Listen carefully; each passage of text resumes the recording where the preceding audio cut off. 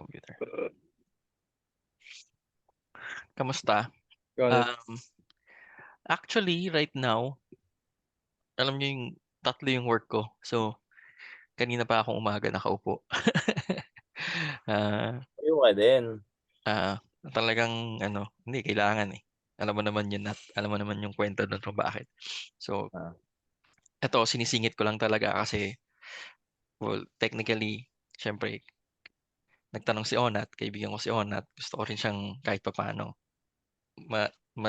dagdagan yung skills. And ako rin, kailangan ko rin talagang ma-refresh. Kaya yun. So, I'm putting time and effort to this. So, I hope kayo din. Bawal tayong tamarin. So, yeah, 30 minutes discussion and then the other half will be, kumbaga, bahala na kayo. Basta may, gagawin tayo activity. Okay, so, let's review yung ginawa nyo. Wait. Actually. Sige. So, our day one was we need to create, so we introduce ourselves, then introduce HTML, and we need to create a day one HTML file about us, background, motivation, goal, and save natin as a HTML file. Alright, sige. Unahin natin, sino gustong mauna? Ako na. Sige. Pinakapangit yung akin, sure. Sige. Phil. Wala naman sigurong pangit. Wala, maiksi lang yan. Which is okay na rin naman. Nagets mo naman. Ano yung title? Ano yung H1? And paragraph? Head. And break. Okay, sige. Yan na natin yan. Let's try to open it.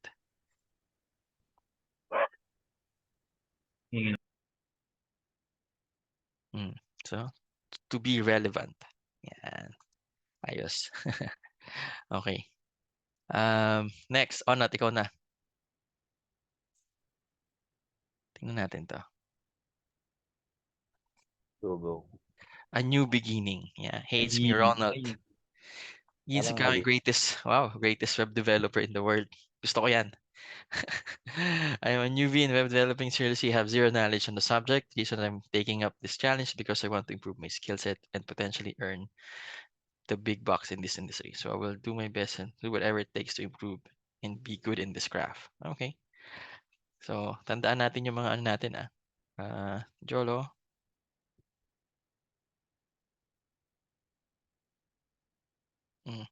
Si Jolo, Luis Tomasi, 30 years old. My motivation, girlfriend, future family, build a house for my future family. Okay. So, nag-add siya ng image pero hindi nag-show. I'll show later bakit. Kasi technically naka-local siya. So, local to. If you will check yung image niya, nasa download folder niya. Kita nyo? Ito. Joel Damasig, download folder. So, yun yung tinatawag natin na local host. So, if you are using a local, computer mo lang yon. So, I'll show you what yung sa akin. Kung ano yung meaning ng local host. Yan. Diba? May lumabas sa picture. Kasi naka-host ako sa local ko. So, if you're going to check my file, diba? Ayan naglagay ako ng image source. Ang file name is rdumasig profile.jpg. Ngayon, naglagay ako ng width height kung anong magiging width and height niya. Lumalabas siya kasi sinave ko siya sa local ko and to be exact, nandun siya sa same folder nung file ko. So, ito yung file management. I'll show it to you guys. Teka. Let me know if you can see my screen. Yes, kita. Okay. Kita. Alright. So, sabi ko, create kayo ng file, folder. Dun yung ilagay. So, sa HTML folder ko, andun yung file ko, yung kahapon na ginawa natin na hello, sa day 1 HTML, saka yung picture na ginamit ko. Picture. Okay. Diba? So, dun mo siya ilalagay sa folder. Yun yung ano nga ba yung, ano natin nun? Usapan natin. Sorry. Kailangan kong bumalik. Ang usapan natin ay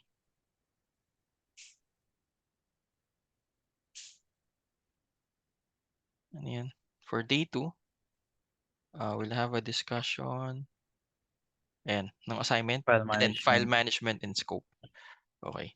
So, yun yung tinatawag natin na file management. We need to have that para pag may mga sinisave tayo and all, mag-a-appear siya.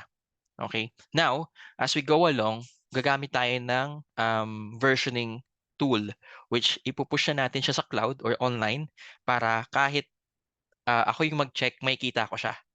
Makikita ko yung picture. So, pwede yon, possible yon. Kaya nyo nakikita yung mga picture sa Facebook sa kasi naka-host yan sa cloud.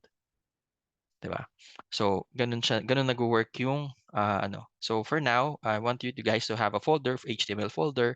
Lagay nyo lahat doon ng file natin, ng file na ginagawa natin, pati yung mga asset ang tawag dito sa image, para pag kinocall nyo siya, andun lang siya, and then eventually, i-push natin yan online pa sa cloud para everyone can see kung ano talaga yung binild mo. Okay? So, ano pa ba? So that's one. And then the scope.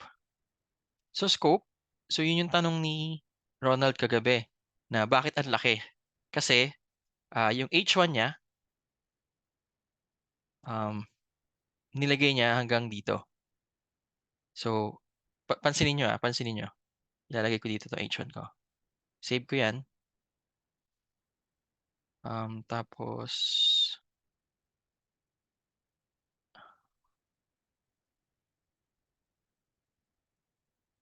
ano nangyari? Teka. Kasi hindi ko kinapi ko lang pala, hindi ko clinose. Ayan. So ayan. Kinapi ko lang, hindi ko binura. So, 'di ba may open tag, close tag. Pansinin niyo Yan, lumaki 'di ba? So Naging header din ng paragraph. Oo. Naging header din yung paragraph. Yun yung tinatawag na scope. Sa programming may tinatawag na scope. Kailangan yung scope mo alam mo kung saan mo i-end yung script or yung certain code mo. So for this, kaya siya lumaki kasi in-end ko rin siya. Pinasok ko siya yung paragraph sa H1 sa header 1. Kaya siya lumaki. So, yun yung scoping na tinatawag doon. Kaya usually, para hindi tayo nalilito, may mga indention na tinatawag. So, sa ngayon, pag-aralan nyo na rin yun. So, for example, ito yung proper indenting. Open tag na HTML, closing tag na HTML, lagi yung walang indention. Tapos everything na naka-indent. Itatab mo lang yan para ka. For example, ito, tab ko lang, tab yan. Tapos, itong baba, yung title, tab ko lang din, enter, tapos mag-automatic tab yan. So, ganun siya. Tapos body, kasi same lang naman sila. Body, tapos naka-tab, tab, paragraph, tab, diba? Paragraph, tab, yan. Tapos para mabasa mo, kasi minsan mahaba yung line, di ba? Pwede naman ganyan putul-putulin mo. Walang epekto sa yan, sa code mo. So, alam tama, maglalagay ako ng maraming space dito. Diba? Enter lang doon, enter mo lang, putulin mo lang doon. Oo, putulin mo lang. Para Kunwari kita mo yan. lang sa buong screen. Correct. So, kunwari yan, maraming space, no? Pag inano ko to, wala namang effect yan Hindi mag-i-space yan. Kahit ko yan, maraming space. Kasi, naka-enclose siya sa paragraph. Finormat niya na sa paragraph. Tatanggalin niya yung unnecessary space. Unless maglalagay ka ng break. Ng line break. Tinatawag. Pwede ka rin maglagay ng one way is to lagay ng HR. HR break, horizontal break. So, ayan o. Nagkaroon ako ng horizontal break. Oh, Parang next page. Oo. HR. Oo. So, andito yan, guys. Lahat ng sinasabi ko nandito. So, kung if binasa nyo to, like, magigets, sabi ko nga, sa umpisa hindi nyo magigets. Parang ano to, ganyan, ganun, ganyan, diba? Pero okay lang yan. Coding is a repetitive, tawag dito, repetitive action for you to really understand kung ano yung ginagawa mo. Sa umpisa, kaya nga mas maganda na huwag kang mag-copy-paste, i-type mo siya kasi yung muscle memory, 'di ba? Yung ano mo, yung kamay mo, it will have a muscle memory if you tina-type mo siya, and then your brain as well and your eyes will have a coordination. And then eventually magigets mo na siya. So please basahin niyo siya kahit di niyo naiintindihan. Okay lang 'yan. Nanggaling din ako diyan. I remember 2013 nung nag-decide akong pumunta ng Pangasinan, and then I decided to study again for ng computer science. Hindi ko rin talaga nagigets. Ano to mga ano to, HTML, print mga ganyan, mga code. Pero ano siya, sa umpisa yun nga, tina-type ko lang, type tapos pinapalabas ko ng pinapalabas yung mga ano. So, ganun siya. So yan, ay mga HTML elements, 'di ba? Na-encounter natin si H1, si paragraph, si break, na-encounter niyo yan, 'di ba? Ito yung structure kung paano mo visualize kung paano ang isang page ng website. Guys, sabihin niyo sa akin kung mabilis ako or ano merong hindi naintindihan. It's okay, we can stop and then talk about it. All right? Okay. And then editors, ito yung ginagamit natin, which ngayon yung Visual Studio. So I hope that you guys are using it kasi maganda siya. May kita nyo rin, may online editors din like ito. Try it yourself. And may kita nyo, ito yung, pwede kayong dito mag-type, tapos may kita nyo na siya dito. Di ba? Ayun, nakita nyo yun, di ba? So, yan, ginamit ko kahapon yan. di ba? Parang HR. Oh. Tapos, pinutin nyo lang tong run. Oh, di ba? Run lang, tapos lalabas na dito. Para to visualize it. So, pwede nyo siyang gamitin. Kahapon diyan ko diyan ko niraran yung ginagawa ko dun sa visual kina-copy paste ko yung from Copy-paste galing lang. dun papunta diyan Oh, para okay lang. kasi alam kung paano yung ginagawa mo na niraran mo na dun sa yung parang white, yun yung tinatanong ko kahapon. Yung sinabi ni Lolo kaso hindi ko maintindihan. Hindi. Di ba, sinave mo na siya? Yung mabilisan. Oo, sinave mo na. Di ba? Ayan na siya, oh. Do-double click mo lang yan. Nasa computer mo na yan, tapos lalabas na siya dito sa Chrome Talaga? mo. Oo. Tingnan ko nga. Teka. Kasi sinave mo siya, di ba sinave mo siya as Yeah. day1.html? Kaya may Chrome yung yung Mm. icon niya. Correct. Oo nga no. Di Yun ba? pala yun. Ayos ba? Okay. Oo nga Yeah. no. Nasa web na pala siya kaagad.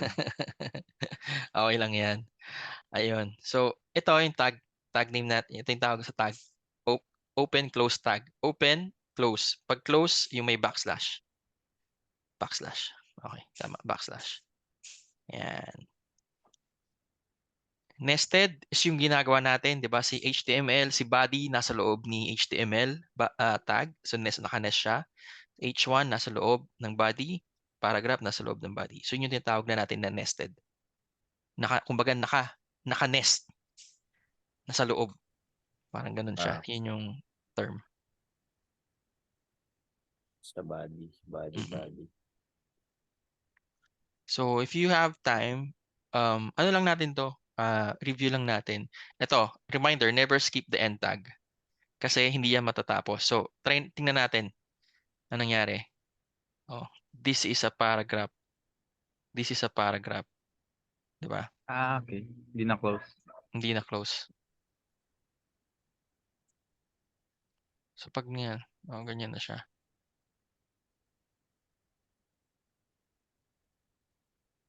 Though, ito kasi, hindi na close, pero technically, ganyan naman talaga yung lalabas dyan. Pero sa iba, magkaka-error yan. Lalo na pag hindi mo clinose, lalo na pag nasa advanced programming ka na. Ayan, di ba wala naman changes, di ba? Okay lang yan. Pero pag may times na pag hindi mo na-close yan, magkakaroon ng error. So for example, ito kunwari, hindi natin clinose sa HTML.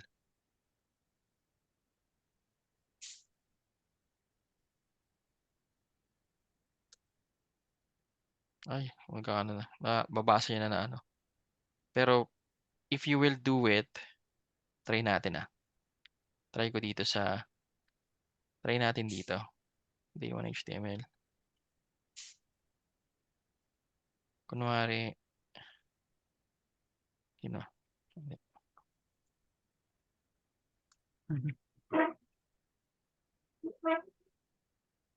yan. Sinave ko. Mababasa niya na. Dati hindi eh. High-tech na ang ano. HTML nga. HTML ngayon. Pero,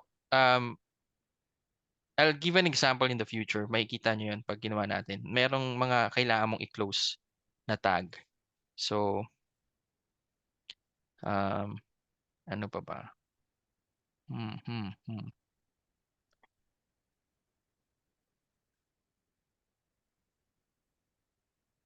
case sensitive. Yeah, yun nga. Hindi naman siya case sensitive. So, okay lang. Attributes. So, may mga tatawag tayong attributes. Yung A tag defines a hyperlink. Href yung attribute, which is yung kung ano yung kailangan mo link. So, ito, para ito, nililink niya sa W3 School. So, pag clinic niya yan, mapunta sa W3 School. So, for example, gusto mo mapunta sa Facebook. Halimbawa, ito, baguhin ko lang to. Gawin kong facebook.com.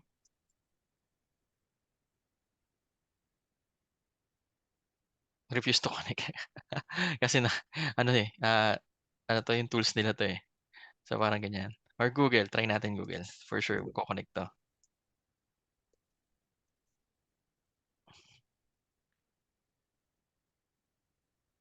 Ayaw din. Pero, sige, ganito. Ilagay ko doon sa, ano ko, dito ko. Ilagay natin sa baba. Href, visit Google. Ano lang natin. Lagyan lang natin Google.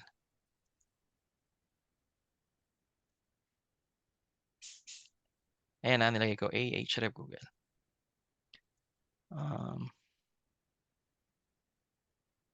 Ayan o. Pag clinic ko yan, napunta ako kay Google. Di ba? So, ganun siya. Ganun yung usually na ano, na link. Width and height, kung gusto mo palakihin, ay yung sizes ng image na gusto mong ilagay, ganyan. Laruan nyo to guys. If you find time, laruin nyo to. Kasi makikita nyo rin to. Styling, para magkaroon ng style. Di ba? Parang ganito. This is a red paragraph. Tapos, headings, alam naman natin yan. Paragraphs. Styling is how you want to style it. Pero, this is a bit advanced, pero try to read about it na lang din. Kung paano siya, like, for example, ito, background color. I want to have a background color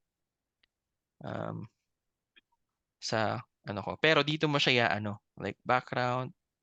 Diba, ito siya yung body mo. Ayan. Dito siya sa body. Yan, body style. Kunwari yan, powder blue. So pag nirefresh ko yan, di ba? Nag-powder blue siya. Ay, oo nga. So, ganun siya. Paano yung mga tinatype na color, ba dyan sa color na yan, yung powder blue color na yan, wala namang ano dyan, wala namang sinusunod na ano, kahit anong color lang i-type mo? Oo, pwede. Merong ma-recognize niya kung anong gusto mong color, kung ano naman siya, common. Pero pag hindi, you can always, tawag dito, check sa, colors. Ang tawag natin doon, hex. So, Hex. tama to. hex. Mga color code hex. Ayan. So, ayan. For example, ito, kunwari, kopya ko yan. Okay. Kopyahin ko yan. Tapos, background color ko, pwede kasing hex eh. Yan. Diba? So, panoorin mo yung mangyayari. Diba? Naging dark siya. So, either yon or yung word. As long as nare-recognize siya ni text editor mo. That's okay. Okay. So that's one. Yeah, actually yun lang naman yun. Pwede mong laruin yung yan sa text color, sa font, may font family, yung mga font sizes, pwede yan. Font size, ayan. So, try to play around it, and then tomorrow, ang gawin naman natin for day 3 is to work on this formatting, quotation, comments, colors. Yung CSS on another day na. So what I want you guys to do is combine everything until sa colors, create a page again. Now this time about a certain hobby that you're enjoying to do, and put it on a different file. Put it on a day 2. Kasi at the end of what we're doing is I want us to build a website of parang about us, parang yung biography natin, 'di ba? So, and napag-clinic to, mapupunta dito about me, this is my hobby, this ganyan. So, save it as well on the same folder, HTML folder, and eventually if we build something out of it, then tuturuan ko naman kayo kung paano sila i-connect, and then i-upload natin. May mga libreng site if we don't need to pay anything. Ma-upload niya yan. So parang pwede nyo rin gawing portfolio yun, di ba? Pwede nyo gawing resume, gawa kayo ng resume about it, yan. Telling about yourself, di ba? Upload videos too, kung paano siya nag-work. So, yun ang ano natin. That's day 2. I hope you guys still pump in learning. Alam ko medyo mabilis, pero yun nga, let's try to do a 1 hour a day lang, like 30 minutes discussion, and then the 30 minutes for you to do the exercise. At least yung pag after na kahit may extend pa, okay lang. Research, check on the things. My suggestion, it's okay to read ng mga advanced topic, okay lang yon. Pero when doing the activity, yung basic, sundan natin yung basic. And kasi pag naging masyadong advanced, baka alam mo yun, info overload, tatamarin ka na kasi hindi mo magawa. So, unti-untiin natin. Eventually, darating tayo sa point na yun. And all of us will be at the same level and will be helping each other out. Again, this is a support group.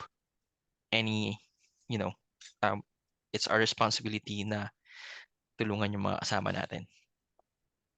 Okay, so yung gagawin basta about sa a certain hobby, ayun ang a certain talk about your hobby, and then combine everything from HTML introduction until colors. So until colors, noted. So might as well put image or anything that you want to like, and then ito at least para I'll give you an assignment. I want you guys to find a way on how you can put the image na pag inopen natin siya, mag-a-appear sa end ko. Halimbawa, dinownload ko yung file, tapos inopen ko, mag-a-appear yung image mo sa end ko. So, research about it, and then, yun ang natin tomorrow. Isama natin tomorrow sa discussion. Madali lang yun. Okay, sige. Okay. Google. Yeah, clue. Yeah, Google. Google is the key. You can use Google. Use ChatGPT if you want to. Pero make sure na naiintindihan niyo yung proseso. All right? Sige. Okay. Noted. All right. Thank you, sir. All right. Thank you, sir. Tomorrow ulit. Bye, team. Kain natin to. Thank you. Let's do this. All right. See you. Bye-bye. Thank you.